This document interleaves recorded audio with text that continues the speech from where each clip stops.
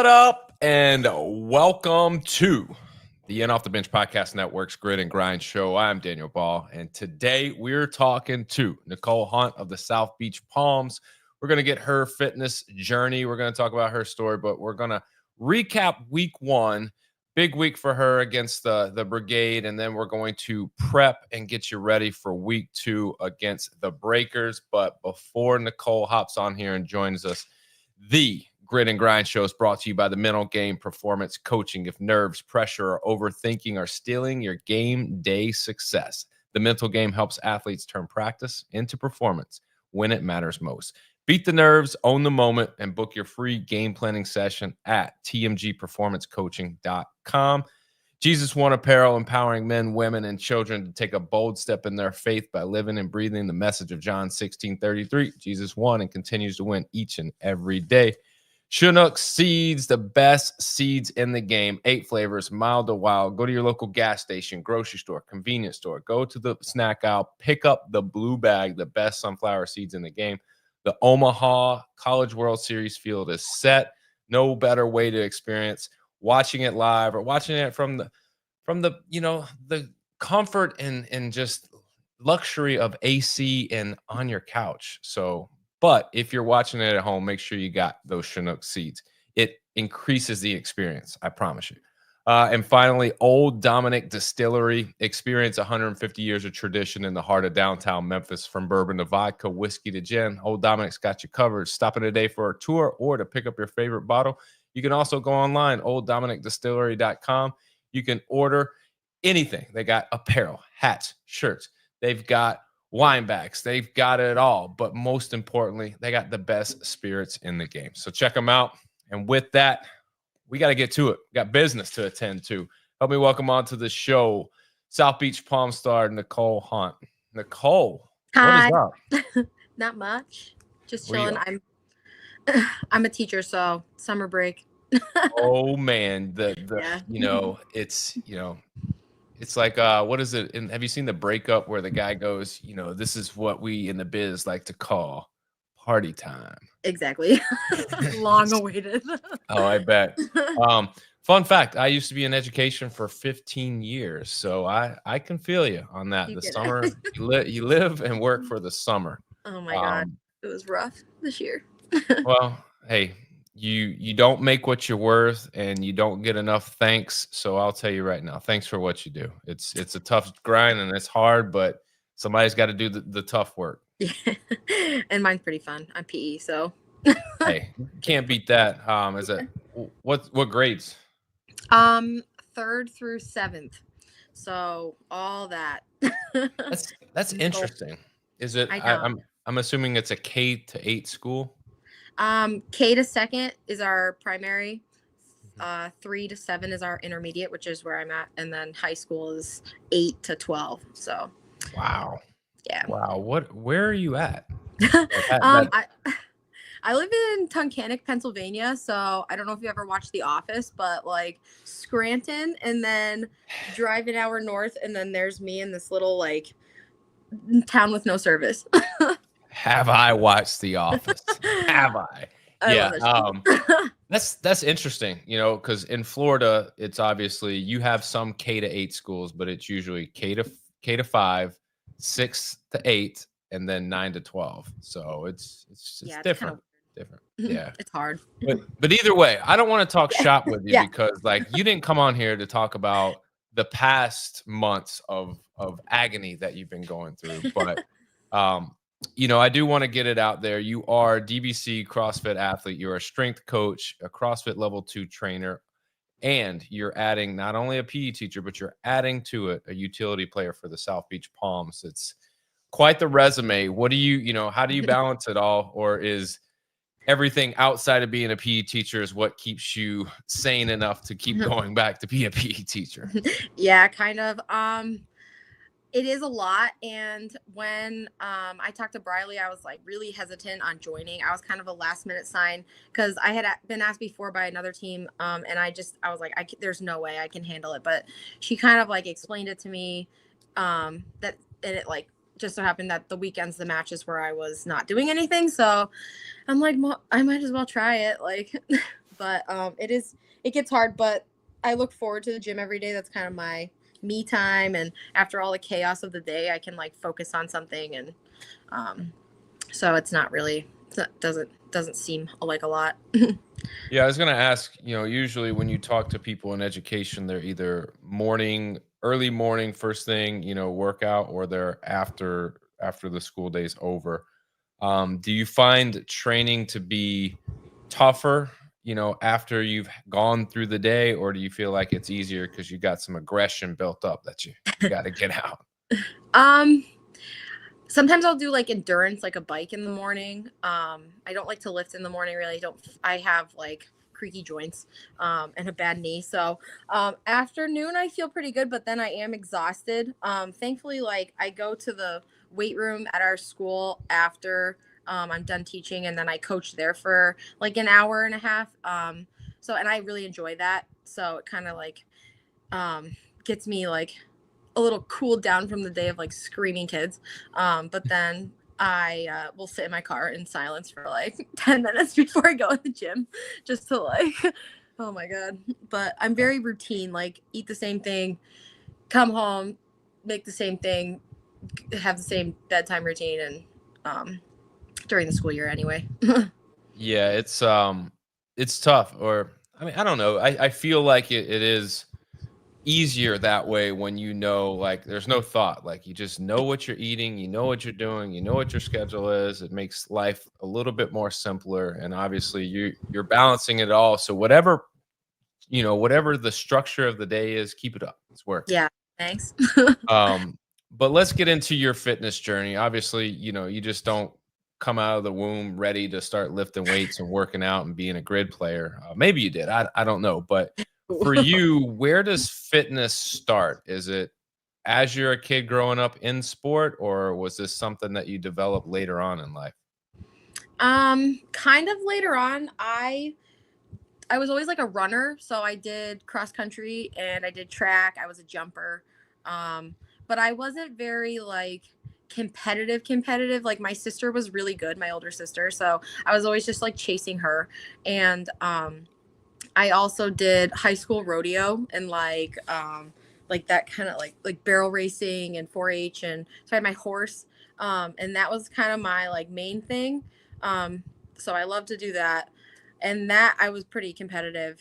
And then when I got to college, I actually like took a year off and I sold cars, and I started to like feel gross because I like didn't I just like ran, and I started going to the gym, and I was like, I'm gonna do bodybuilding. So I started like training for bodybuilding and like starving myself, and I was in Ocean City, Maryland, and I tripped on a curb and broke my foot. So I was like, oh no, like what am I gonna do now? So my friend's like, oh, come to CrossFit, like they'll modify everything for you and you can still work out. And I'm like, CrossFit, like weird pull-ups. So then I'm like, fine, I'll go. So I went, and I remember like seeing some of the girls there, and they were like so strong, and they also looked ripped, and I'm like, I want to do that. I don't want to starve myself and lift dumbbells. So since then I like got obsessed, and I literally, like, I don't want to say it, but I kind of like plan my whole life around my gym schedule. So like I was in college, I bartended, and I would just go to the gym. Like I commuted, I student taught and everything. I would to student teach, go to the gym, bartend, wake up, do it again, like all week. I don't know how I didn't drink caffeine at that time, but Holy moly. I know I was Jeez. like sleeping like 2 hours, which now I know is like really bad. But I made it through, and then I like started to get pretty good, right? I graduated in 2020 online, sucked. And then I 2021 I was lifting. I was following Misfit at that time. I loved the programming. I don't think I was eating enough, and I hit a squat clean at 225, and in the video like I got the lift, but you hear my knee just completely pop, and I tore my meniscus. So since then I've kind of been struggling with that, but I took a year off, did PT. I didn't want to do surgery. And then I came back in the CrossFit season. 2023, I like worked my tail off. I was subbing and I placed like 125 in the world. So I was like, oh, like semis bound, no way, I'm not making it. Like I was 40th in the Northeast. And then that was the year that they introduced the crossover. And I was Yeah. like, oh, okay. But I didn't have time to get one of those like playground ropes. So I like hung myself like 6 times and I got like 8,000th place in that workout. So kind of tanked my score, which was really, really disappointing. And I wanted to quit. Um, and then since then, you know, my knee's been bothering me. Tried stem cells, PRP, tried cortisone, like everything. And then that was another thing. I was like, I don't know, Briley, like I can't really, I have to really be careful. You guys go really fast. But I've been managing it and still competing. I didn't do as well in 2023, 2024, kind of average. And then I did a team this year and we made it to the Syndicate Crown. And that was just like so much fun. And then I'm like, maybe I'm more of a team athlete. So then I did the grid in my first match. It was crazy and so different, but that's kind of where I'm at. Just my knee sucks, but Hey, you figure out a way. And I think yeah, as you mature as an athlete and you've been doing this for a little bit now, like you know the things that you know the workaround and not the unsafe way to do it, but like you know things to avoid, you know things that you've got to do to prepare yourself for certain movements. And I think um, younger athletes growing up, I think they lose sight a little bit of the preparation to compete as opposed to like, I'm just going to be young and go out there and do it. I don't need any of yeah, this prep work and mobility and stuff. But I think once you start getting into the college ranks, you start seeing a lot of this performance in nutrition and like strength and conditioning coaches that are they're doing like very, you know, they're very intentional about stability and mobility. They are going to get you stronger, but they're also worried about the prehab part of keeping you healthy and keeping you injury free. Because I yeah, mean, in this day and age where athletes are getting paid, like if you're getting paid, you need to be you need to be playing, and like we got to take care of that. But for you, exactly. And I was gonna yeah, say for you, obviously, you know, this is, you know, grit is something that you is it something that you found or Briley approached you and was like, "Hey, I see you're good at this. Why don't you come on over?" um, kind of. Well, I competed at. I always followed the grid. I know Eric, and then my friend Chelsea Ranieri, she joined. We're really good friends. She's the one that actually introduced me to my CrossFit team too. But I was competing at the Clearwater Beach Brawl, and I guess the owner of the Sharks was there, and he saw me. And at that time, I think they were looking for somebody, but I'm not really sure because Chelsea was like, "You have to do it, you have to do it." And then I didn't really hear anything, but I sent videos or something. But then I guess they didn't need anyone. But then Briley just messaged me on Instagram, and she I guess the Sharks owner like talked to her and was like, "Oh, I saw her here, and my gymnastics are pretty good." So I guess they saw my bar muscle ups or something, and she reached out to me and like explained the whole process to me and everything. And I was like, "That's really cool." Like I've always watched it, but I always watch like, and I'm like, they're so fast, like they're so fast, and I literally did the 100-meter dash one time in high school because they put me in it, and I ran with flat feet and I did really bad, and I'm like, I don't know if I can go that fast. Like I like to think about stuff. But she's great. She kind of explained everything to me. She's like a really good coach.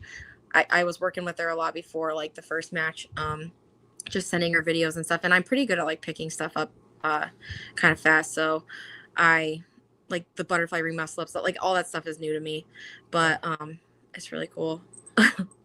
You know, it's Briley's been in the game for a while. She's very respected. She knows her stuff. She's a very good coach. Everybody that, you know, plays on her team or with her says, you know, the same things. They're very high praise when it comes to her. Now, obviously you decide, okay, let's do this. Yeah. What is the prep work then going, all right, well, now shit, I'm doing this, but I haven't been in a match. Like, are you going back and studying matches, or are you just going, hey, Briley, send me whatever you want me to do, and I'm gonna just do everything. I'm gonna practice it all. Kind of, yeah. So I had like no clue about like how the matches were, like what a Jack and Jill was, or what a ringer meant, or like any of it. It was like I was joining CrossFit again and learning what a snap. Like it was just very overstimulating, kind of. But since I'm in Northeast PA too, it was like it was hard because I am far away. But I met with Chelsea. And she was kind of helping me with stuff. She like, and then she's like, this is the match. Like, so YouTube from last year, like I watched the whole match because this was exactly what like this match was going to be. And then like the team is really good. We have like a group chat and about like saying like what we need to try and what we need to send and time. And so like half of these movements are like things I've done before. I just have to go faster. But yeah. Well, you end up hitting the ground running, because a few weeks ago you guys opened up the season. You were down in Miami. Obviously, for you going from Pennsylvania to Miami, what is the like? Was there any nervousness about having to travel and like then getting off the plane and then trying to be your best, or just given that you've done CrossFit and you've been in competitions where you've traveled before, this was just, no big deal. Like, I'm used to this. Because some athletes, one of the things they say is, I wasn't aware of the toll it was going to take on my body to travel. And then once I was there trying to get myself ready, like I just wasn't ready when it was time to race. It took some time to get into that mode. But for you, what was the journey like getting there and then going, all right, are you ready? Am I not ready? Is this exactly what I expected? Um, it was definitely like I was definitely nervous. And like I taught that week and it was like crazy at school, I remember, and I was just trying to make sure I had the movements down that I had to do, and I was like practicing in the back of the gym, like trying to do like the handstand over plates. And um I remember I got there, I stayed with one of my friends that lives in Fort Lauderdale, and I was like CrossFit, I prepped like the same as I would for like a CrossFit comp. So like I did a bike, same nutrition and stuff. But then like when I got there, it was like everyone was like just knew exactly what to do, like doing the dry runs and all this stuff. And it was very like I just was so nervous that I was gonna mess up something. Um, Plus we had like the media, and so I was trying to like do the stuff for my sponsors and all that stuff, and it was just so different. Um, and like yeah, for me, like I was like, okay, well, it's only like I'm only doing like 16 bar muscle ups, some handstand stuff, like 10 kettlebell snatches, but I'm like it'll be fine. Like, and then the next day I was pretty sore, but it was it was scary for sure. It was very overstimulating, but everyone on the team was so nice. Like, it made it a lot easier. Well, I think you are, to kind of ease and comfort you a little bit. Everybody that is a rookie to grid or in their first match says the same things. It's a lot. It's overwhelming. I wasn't sure what to expect. But it seems like you figured it out pretty quickly. You entered 3 races. You had some big time, opportunities in the Jack and Jill. You had 13 of the bar muscle ups there. You were in the female triad. You had 5 of the kettlebell snatches, 5 pullovers, a handstand ramp, 15 squat cleans. When you look at all that in that first race, is the outcome of winning and losing may not have been what you want, from the first match. But what's your takeaway? What's your glass half full outlook on that first match? Um, I think the glass half full. Probably it was a lot of fun. I think after the first time I ran out and like did something, I felt a little bit more within myself. Like I felt like I need to stay within myself a little bit more. I was and not be like as focused on like everything that's going on. But I definitely like now feel confident, more confident in like, okay, this is how I sprint fast, like into a movement, or Yeah. like I don't know if that makes sense. Well, how would you so you just went to the Syndicate Crown, like, Yeah. how Yeah. would you compare the 2? Like, the Syndicate Crown is a it's a high stage CrossFit event.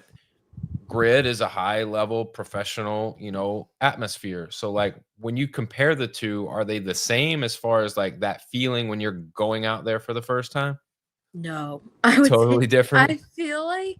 I feel like it's with like Syndicate or CrossFit, like you have time to kind of like strategize, even if you're in the middle of something or change or like think about like your movement, like the bar muscle ups, for instance. Like, okay, I can do 14 bar muscle ups, but like we were waterfalling and my thumb like came off my grip and I like was supposed to do 16 and I like failed, and so I like was gonna like go jump back up it like you would in CrossFit and just finish them, and they're like, no, run, and I'm like, ah. So like it was like a lot more intense. Like I feel like CrossFit, it's kind of like, okay, like we're going through this 20-minute workout, you settle in. Here it's like you gotta be like ready to go, know what you're in little things. Like, so I learned a lot of like little weaknesses and stuff, but Yeah.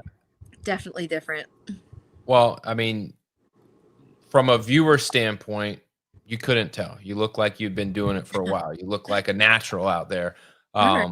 Um, and what's crazy is, like, you hear athletes who go, "Yeah, when I went out there to do bar muscle ups, for example, for the first time in a grid match, I was just like, I didn't know what to expect."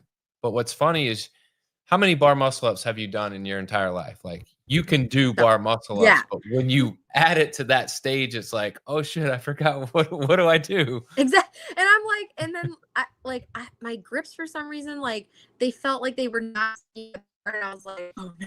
So I was like, I'm like, well, I just hold on for dear life, and then that's when I slipped, and then also too, like in CrossFit, like like things like with the barbell or the gymnastics, like I'll come to the top of the bar muscle up and kind of do a little pause, but like you have to like whip yourself back, like you can't really like pause or hesitate. Same with like a snatch, and I'd like send a bit brothers like you have to like pull back. I'm like, all right. Like going fast, but I'm not. It's it's a different speed. They talk about grid speed, and it's a real thing. When you get out there, you realize Yeah. quickly. There is a fine line, obviously, between you know reckless speed and smooth speed, and you Yeah. want to be in that kind of gray area of almost flirting the line of reckless, because you don't want any faults, but you do want to be smooth enough to where all your reps are counting and you're maximizing your time out there on the grid. um Obviously, so for you, was week 1 what you expected when you put all this information, you go, yeah, Briley, I'm in? After you compete in that first week, is it what you had expected, or was it different? And if so, was it positive? Was it net neutral? Like, Um, it was a little bit like what I expected just from like watching the matches. It's definitely different in person because there's so much like yelling and stuff, and like um but it is, and once I did like the first thing, I was like, okay, this is what it feels like on the floor.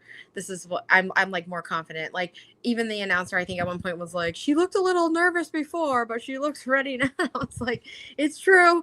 But and then like the pullover one, I was so dizzy. I was like, just from doing them faster, I like no repped maybe like 2 or 3 wall balls the first, and I was like, and the judge was like, no, no, no. I'm like, okay, just keep going. But it was and fun. It was so fun. that's the next, layer that you have to throw in there, is like the combination of certain movements at that speed Yeah. makes you feel different when you move on from one movement to the next. And I can only imagine what it feels like to flip around that bar 5 times on these pullovers, and then have to turn around and go, "Oh, I got to pick up a ball and hit this target." Like, much less you got to get to the station and pick up the ball. Yeah. Like, that's the challenge in and of itself. But now you're like, you got to work on your precision after you've spun around this bar. Like, no, no, thank you. But yeah, just little things. And then like doing the ramp right after that, which I oh, was I was like nervous for that a little bit, but then I got it the first time. I was like, all right, that was fine. But then I sprinted the wrong direction. So she's like, no. So she like grabbed me and we both ran back. So it was fine. But like little tiny things that are just like they make such a big difference in the grid where like in CrossFit you can take a second and it doesn't really like screw you up too much. But so like it gets me like motivated though to like practice and like try. So like in practice I would maybe just start at the bar and like do 5 pullovers and then like walk over and like do my wall balls. So now I'm like, okay, I actually need to like practice sprinting in and do it. And like I even got back in the one girl on my team's like, all right, that was good, but next time sprint. And I'm like, I thought I was running fast. So I'm like, all well, right. what you think is fast is just okay. Like you Yeah. gotta go faster. So And I told my coach that, and he's like, all right, we're going to hammer sprinting. And I'm like, well, it's not like a ton of sprinting, but like I need to get like fast twitch feet here. well, you got 3 days until you get to do it again. Yeah. The next match you guys are taking on the Breakers, who had a very good first week. You guys had a good first week, just came up short. So it's really, not a must win, but it's a one that you would like to go out and show well, and you would like to win. And Yeah. you're going to do everything in your power to do that. It's a match format is Ascend. What can we expect from you? Like, do you know what races you're going to be doing, or do we know how many you're going to be doing? Is it equal to I last week or what? kind of, see, I'm still getting used to like what the race names are. So I don't have it up, but I know that I'm like yesterday, I have to do the 150 sandbag. So I'm going to do like the 150 sandbag over some heights. I tried the high height. There's no way. I'm only 5 feet. So, that was So hard. this ladder, I'll tell you. So the ladder is interesting because in traditional ladders and grid, the weight increases from quadrant to quadrant, as you experienced in week 1. This week, the weight's going to stay the same in every quadrant, but now you have this yoke height that's going to elevate every quadrant that you go to. And it's been very, very much practice on social media by a lot of people, and usually that's a clear indication that people are having a problem with this. And so I think that this is going to be a great ladder format because it's going to humble a lot of people, and it's going to have to check some egos, because I think those that may feel as though they can pick up that bag, they just can't get it over that bar. They're going to have to check themselves, because we talked about this yesterday with the Bandits, John Young and Matt Rattay, is that if you pick up the bag and your ego gets in the way and you can't get it over the yoke, like you are just really costing your team seconds. And like you can't afford to do that, especially if you're trying to get X amount of people through the ladder and have X amount of people hit certain quadrants. It's a time eater. And like from that standpoint, I think it's going to be interesting to watch how coaches strategize this, but also how players, whether they attempt to go as the plan like is written, or do they modify from that plan that is written. And for you, obviously you've been practicing a sandbag, I'm sure, over the past few weeks. Is the sandbag the issue, or is it strictly just the height of the yoke? It's pretty much the height. Like I do a lot of like carries, sandbag work, and the 150 doesn't feel bad like to pick up, but it's like the one I used yesterday actually was like loose sand kind of, so it was like floppy, so I couldn't get it on my shoulder. But like to get it over that tall bar, you really have to like put it on your head basically.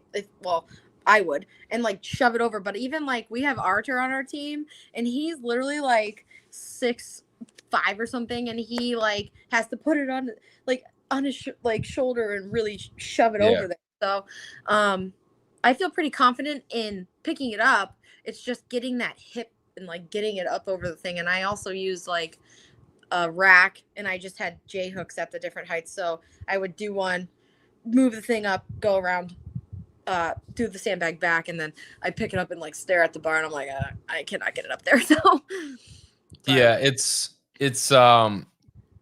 one of those movements that if you're a traditional weightlifter or you're someone who works with a barbell a lot and you're focused on being very sexy with the technique, the sandbag isn't it's going to be tough because it's not a sexy movement. Like, yes, there are ways to do it safely, but you almost have to kind of remove yourself from that very technical aspect of barbell lifting to get this sandbag up, because I think plenty of athletes are going to be strong enough to lift it and get it up.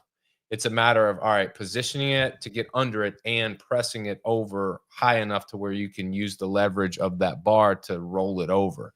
yeah, um it's going to be a I'm looking forward to this ladder more than any race in the past, just for the standpoint of this little twist, this little dynamic that's been thrown in there, because I like when these challenges come up for you athletes, because it humbles you, but it also it elevates the game. Like, you'll see it. You might see, unfortunately, you guys are the very first match of the day.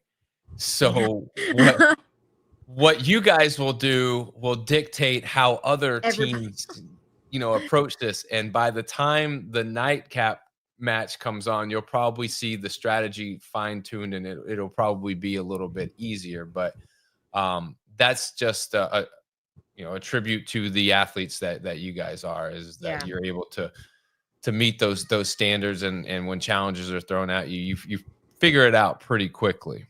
And it's Um, definitely not going to be as fast. Like, I no, feel no, if you, though, like when I was practicing, it is so much better to take your time, because if you get it to like, and you hold it the wrong way or something because you're rushing, you will not get it over that thing. Like, because then I have to it's put it down, pick it back up, and reposition it.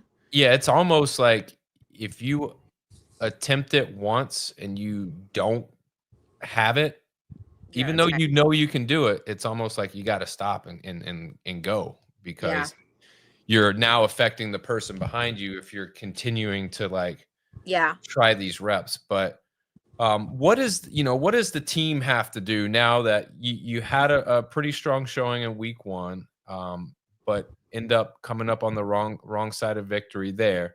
But for week two, what is the team's focus to get you guys in the win column this week? Well, the first match, so we have 8 rookies. So like for a lot of us, and like I didn't know that. So I was like so nervous, and I'm like asking questions like, I don't know, this is my first match too. And I'm like, oh my God. So we have like, I think now that we're all kind of, we saw it, we know like what to expect just in general. It was easier to kind of like just plan on like the races and not have to go over anything extra, like questions that we might have or stuff that's not related to the actual match. So I think that we're going to come together and kind of be a little more smoothly run. um but like you said, we're the first match of the day, so, but I mean, so is the other team, so Yep. it'll but That's the yeah. thing. You're the first match, but it's also the Breakers' first match. They're the first match of the Yeah. day too. So it kind of, it is what it is. Time, I mean, obviously that's a factor. Nobody wants to wake up and jump into a sandbag ladder, but like, hey, like, think about it this way. You get to do that. I know, right? That's pretty damn awesome. Like It's so that, fun. that's pretty damn cool. And we were the first match in Miami too, so it's like For you, going to, Valor, getting to go to really almost where it all started, there's got to be a level of excitement. But what's the what are you looking forward to the most for week two? Is there a race? Is there a movement? Is it just being able to be with the team again? I think now that like I met everybody, um going to Valor is going to be awesome, just because I've competed in Florida a lot, even though Mhm. I am from PA, just because it's like East Coast, not that expensive to fly there. Um, but like getting back together with the team, I mean, we only use the group chat really, because everyone's great, and we actually got like an Airbnb this time. Like last time I stayed I stayed with my friend, but like I was so nervous, I didn't know anybody. So I'm excited to see them, hang out with them, and then just be more confident and like bring a better energy. I feel like I was so nervous last time; it just like got in my head. But I am excited too for the handstand walk. the dumbbells. I'm doing the dumbbells into the handstand walk. And that's my favorite thing. So the sandbag too. I actually am kind of excited for that, just to see like. I think, that's the one thing I will say about CrossFit athletes when they're giving these type of like new-ish like things to do. There is a level of excitement that not a lot of other people have just because they want to prove that they can do it. Yeah. And other people are just like, shit, I do the sandbag. Like, Mhm. the CrossFits are like, yeah, let's go. I might get buried by it, but I'm ready. Exactly. Let's go. Like this last weekend, I did a competition in the Adirondacks up in Lake Placid, and they did not release the workouts until like the morning of, or so I had no idea what I was doing, but it was like 5K trail run and like all this stuff. I'm like, all right, let's go. Here we go, knee. Get ready for Yeah, this right? 5K trail run. I know, I was so annoyed. That was why I was annoyed, because of my knee, but they didn't release it. Well, obviously this weekend it's a big match for the Palms. June 14th, Valor Fitness, Seminole, Florida. Palms, Breakers, 10:30 in the morning. It's gonna be awesome.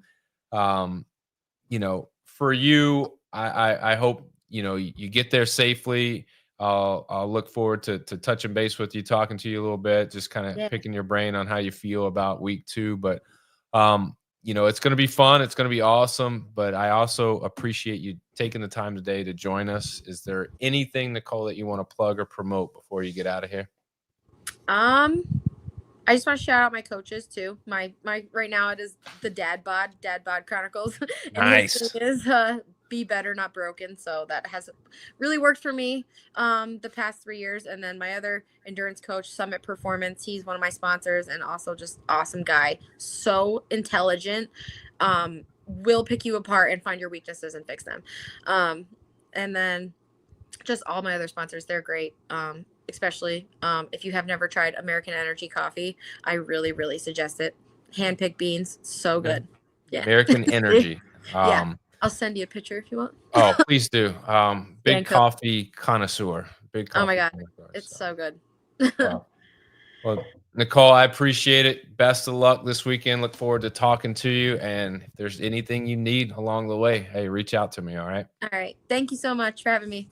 Absolutely. That is Nicole Hunt of the South Beach Palms. You can see her on the grid 10:30 this weekend, June 14th, Valor Fitness, Seminole, Florida. It's all going down week 2 of the United Grid League.